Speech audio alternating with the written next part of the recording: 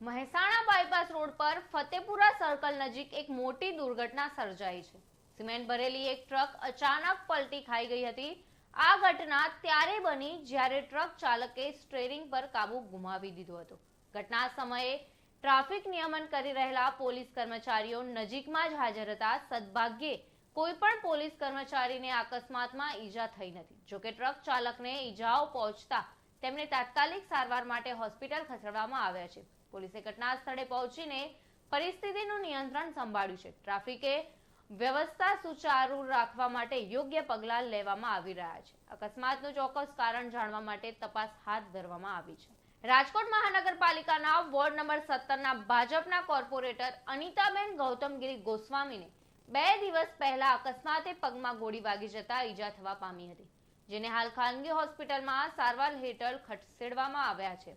અનિતાબેને જણાવ્યું હતું કે 2 દિવસ પહેલા સોમવારે લગ્ન પ્રસંગે જવાનું હોવાથી સાંજના સમયે 5:30 વાગ્યાની આસપાસ તિજોરીમાંથી ઘરેણાં કાઢી રહી હતી, જ્યાં પતિની લાયસન્સવાળી રિવોલ્વર પણ પડી હતી, જે નીચે પડતા એમાંથી ફાયરિંગ થઈ ગયું હતું, જેની ગોળી પગમાં વાગી જતા નજીકની ખાનગી હોસ્પિટલમાં સારવાર અપાવી ત્યારબાદ બીજી હોસ્પિટલમાં દાખલ કરવામાં આવ્યા છે। ઉલ્લેખનીય છે કે રિવોલ્વર લોક કરેલી હતી, આમ છતાં એમાંથી ફાયરિંગ કઈ રીતે થયું એક સવાલ છે। હાલ પગમાંથી ગોળી કાઢી દેવામાં આવી છે અને તબિયત સ્થિર છે તથા બનાવ અંગે જાણ થતા ભક્તિનગર પોલીસે નોંધ કરી તપાસ હાથ ધરી છે। અમદાવાદના વાસણામાં આવેલી ફતેવાડી કેનાલ નજીક રીલ બનાવતા યુવકો કાર સાથે કેનાલમાં પડ્યા હતા, તો 3 યુવકોએ સ્કોર્પિયો કાર ભાડેથી લઈને રીલ બનાવવા સારું ફતેવાડી કેનાલમાં આવ્યા હતા, ત્યારે કાર કેનાલમાં ખાબકતા સ્થાનિકોએ ફાયરને જાણ કરતા રેસ્ક્યુની કામગીરી હાથ ધરાઈ હતી। ઉલ્લેખનીય છે કે સ્થાનિકો દ્વારા દોરડાની મદદથી ગાડીમાં રહેલા લોકોને શોધવાની કામગીરી શરૂ કરાઈ હતી, પરંતુ ફતેવાડી કેનાલમાં પાણીનું વહેણ વધારે હોવાના કારણે કેનાલમાંથી પાણીનો પ્રવાહ પણ બંધ કરવાની ફરજ પડી હતી। તો કાર સાથે આવેલા 3 યુવકોની શોધખોળ માટે ફાયર બ્રિગેડની 3 ટીમો દ્વારા રેસ્ક્યુની કામગીરી હાથ ધરવામાં આવી છે। બીજી તરફ લાપતા બનેલા યુવકોના પરિવારજનો પણ ઘટના સ્થળે પહોંચ્યા છે। નમસ્કાર, હું છું મિત્તલ અને આપ જોઈ રહ્યા છો ચક્રવાત ન્યૂઝ।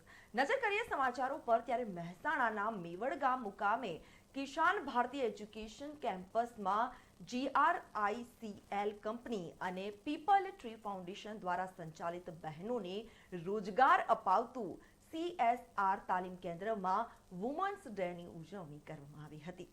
મુખ્ય અતિથિ તરીકે રેખાબેન જોશી આ કાર્યક્રમમાં ઉપસ્થિત રહ્યા હતા અને બહેનોને જીવન પ્રેરિત માર્ગદર્શન આપી શુભેચ્છાઓ પાઠવી હતી।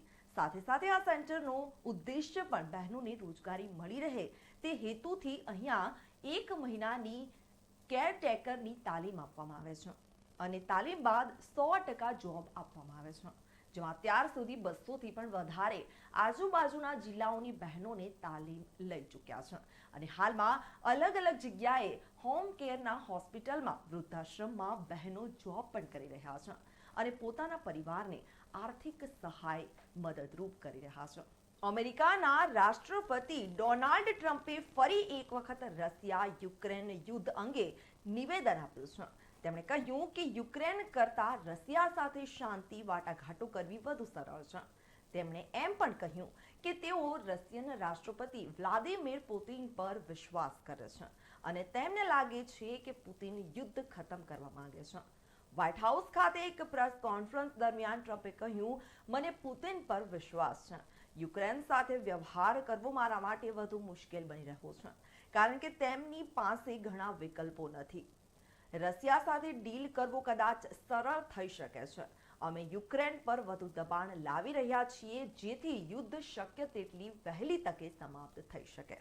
ભારત અને જાપાને 6 થી 7 માર્ચ 2025 દરમિયાન નવી દિલ્હીમાં 7મી આર્મી ટુ આર્મી સ્ટાફ વાતચીત AAST યોજી હતી। વાટાઘાટોના ફોકસમાં ક્ષેત્રોમાં વાર્ષિક સંરક્ષણ સહકાર યોજના, ધર્મરક્ષક વ્યાયામ, લશ્કરી શિક્ષણ, ડોમેન નિષ્ણાતોનું વિનિમય અને વિશિષ્ટ તકનીકી અને ઓપરેશનલ તાલીમમાં સહયોગની શોધનો સમાવેશ થયો હતો। જાપાની પ્રતિનિધિ મંડળને ભારતીય સેનાના સંયુક્ત રાષ્ટ્ર પીસકીપિંગ ઓપરેશન્સ અને CUNPK દ્વારા આયોજિત તાલીમ વિશે પણ માહિતી આપવામાં આવી હતી. તેઓએ ભારતીય સૈન્ય થિંક ટેન્ક CLAWS સાથે ભૂસ્તરીય વ્યૂહાત્મક મુદ્દાઓ પર પણ સમજદારીપૂર્વક વાતચીત કરી હતી. ગુજરાતના ગૃહમંત્રી હર્ષ સંઘવીએ જણાવ્યું હતું કે આજે આંતરરાષ્ટ્રીય મહિલા દિવસ નિમિત્તે વડાપ્રધાન નરેન્દ્ર મોદી નવસારીમાં લખપતિ દીદીના કાર્યક્રમમાં હાજરી આપવાના છે. આ કાર્યક્રમ માટે ભારે બંદોબસ્ત ગોઠવી દેવામાં આવ્યો છે. આ કાર્યક્રમમાં 1.5 લાખથી વધુ મહિલાઓ હાજરી આપવા માટે ઉમટી છે. આ સાથે ગુજરાત પોલીસ દ્વારા અનોખી વ્યવસ્થા કરી દેવામાં આવી છે. આજે સમગ્ર તંત્ર દ્વારા ગુજરાત પોલીસ ઈડી દ્વારા મહિલા પોલીસ કર્મીઓની દેખરેખ રાખવાનો પ્રયાસ કરવામાં આવ્યો છે. કોન્સ્ટેબલ તમામ મહિલાઓ હશે. તમામ અધિકારીઓ ખૂબ જ સારી તૈયારીઓ અને વિગતવાર આયોજન કર્યું છે. અમરેલીના રાજુલાના રામપરામાં સિંહોનું ટોળું જોવા મળ્યું હતું.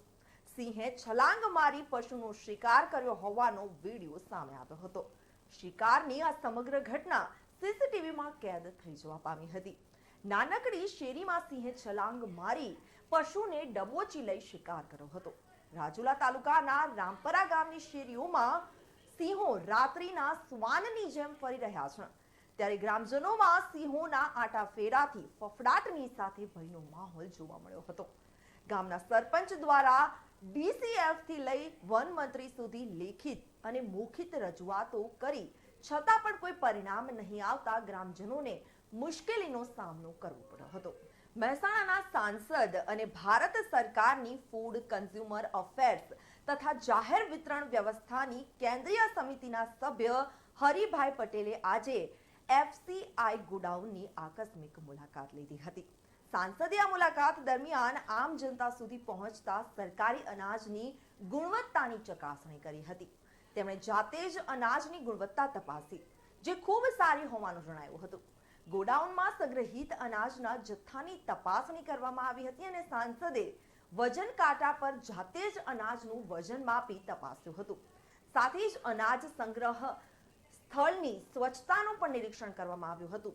ગોડાઉનની આસપાસ વારંવાર સર્જાતી ટ્રાફિક જામની સમસ્યા અંગે સાંસદે ચિંતા વ્યક્ત કરી હતી અને આ સમસ્યાના નિવારણ માટે તેમણે અધિકારીઓને યોગ્ય સૂચનો કર્યા હતા. સમગ્ર મુલાકાત દરમિયાન સાંસદે અધિકારીઓને વિવિધ બાબતો અંગે માર્ગદર્શન આપ્યું હતું. મહેસાણા શહેરના માલ ગોડાઉન વિસ્તારમાં ચોરીની ઘટના સામે આવી છે. ગોકુલધામ ફ્લેટ નીચે આવેલી સેનેટરીની દુકાનમાં મોડી રાત્રે ચોરીની ઘટના બનવા પામી હતી. તસ્કરોએ દુકાનના તાળા તોડી 1.65 લાખની મતાની ચોરી કરી છે. હરિકૃષ્ણ સેલ્સ સેનેટરીના માલિકે B ડિવિઝન પોલીસ સ્ટેશનમાં ફરિયાદ નોંધાવી છે. તેમણે જણાવ્યું છે કે સાંજે દુકાન બંધ કરી ઘરે ગયા હતા અને સવારે 6 વાગે અન્ય વેપારીએ ચોરી થયાની જાણ કરતા તેઓ દુકાને પહોંચ્યા હતા. દુકાનમાંથી અલગ અલગ નળ ફિટિંગ, બ્રાસ ફિટિંગ, બ્રાસની નિપલો અને સ્પીડલો મળી આવી છે અને જે કુલ 1.50 લાખનો માલ ચોરાઈ જવા પામ્યો છે. લોકરમાંથી 15,000 રોકડા પણ ચોરાઈ ગયા છે. દુકાનમાં સીસીટીવીમાં ચોરીની સમગ્ર ઘટના કેદ થઈ જવા પામી છે. રાત્રે 1 વાગ્યાના સુમારે એક યુવક, એક મહિલા અને એક બાળકીએ ચોરીને અંજામ આપ્યો હતો અને તેઓ પોતાની સાથે લાવેલા વાહનમાં માલ ભરી રાત્રે 3 વાગ્યે ફરાર થઈ ગયા હતા. પોલીસે ફરિયાદ નોંધી આગળની તપાસ હાથ ધરી છે. વડોદરાના સાવલીમાં ભાટપુરા ચોકડી પાસે ઘન કચરામાં આગ લાગતા દુર્ગંધયુક્ત ધુમાડાના ગોટે ગોટા હવામાં મળતા સ્થાનિક લોકોને શ્વાસ લેવામાં તકલીફ પડી હતી. આગ લાગતા તુરંત જ ફાયર બ્રિગેડના લાશ્કરો ઘટના સ્થળ પર પહોંચ્યા હતા અને આગ ઉપર પાણીનો મારો ચલાવી આગને કાબૂમાં લીધી હતી.